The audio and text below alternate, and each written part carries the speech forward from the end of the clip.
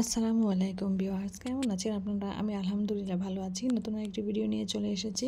আজকের ভিডিওটি আমি সকাল থেকে শুরু করেছি। সকালবেলা আমি নাস্তা খেয়ে আমি আমার কাজে লেগে যাব।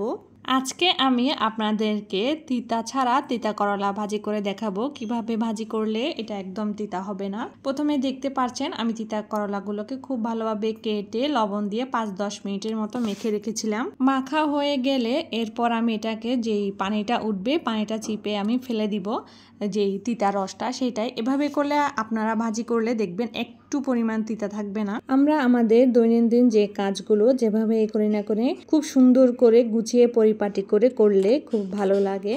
আজকে আমার তরকারির মেনু ছিল তিতা করলা ভাজি আর হচ্ছে বরবটি ডাল দিয়ে রেস্টুরেন্ট স্টাইলে। আর আমি এখন বাচ্চাদের জন্য চিকেন তৈরি করে নিব।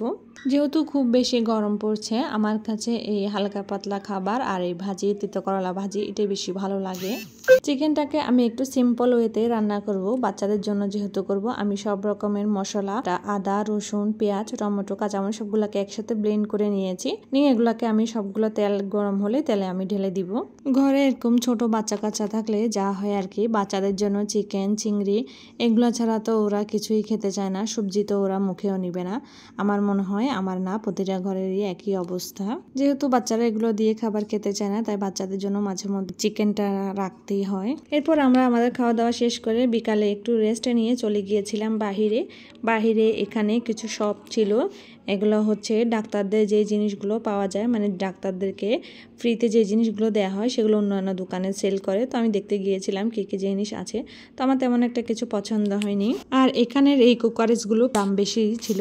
এরপর আমি সোজা চলে গেলাম ডেন্টালে ডাক্তারের কাছে, দাঁতের ডাক্তার। বাচ্চার দাঁত নড়ছে, বাচ্চার দাঁতটা ফেলতে হবে। আমার ছেলে তো খুব বেশি এনজয় করছিল, কখন ওর দাঁত নড়বে, কখন ওর দাঁত পড়বে, দাঁত ফেলবে, দাঁত ফেলাটা কেমন হবে এটা দেখার বিষয়। ও দাঁত কেন নড়ছে না। আসলে বাচ্চাদের এই বিষয়গুলো খুবই আনন্দ লাগে। ছোট ছোট মুহূর্তগুলো আমি সবসময় চাই বাচ্চাদের এই সুন্দর মুহূর্তগুলো ক্যামেরাবন্দি করে রাখতে।